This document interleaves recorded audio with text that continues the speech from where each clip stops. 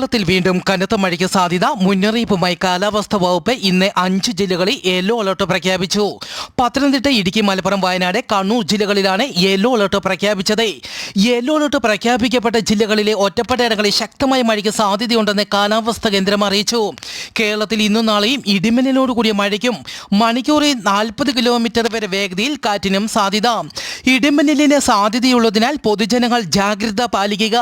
ഇടിമിന്നലിന്റെ ആദ്യ ലക്ഷണം കണ്ടുകഴിഞ്ഞാൽ ഉടൻ തന്നെ സുരക്ഷിതമായ മേഖലകളിലേക്ക് മാറുക. ഇടിമിന്നലുള്ളപ്പോൾ തുറസായ സ്ഥലത്തോ ടെറസിന്റെ മുകളിലോ നിൽക്കരുത്. ഇടിമിന്നലുള്ളപ്പോൾ ടെലിഫോൺ ഉപയോഗിക്കരുതെന്നും അറിയിച്ചു.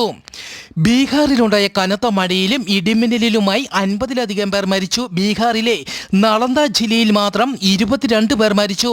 കാലാവസ്ഥാ വകുപ്പ് ബീഹാറിൽ ഓറഞ്ച് അലർട്ട് പ്രഖ്യാപിച്ചു.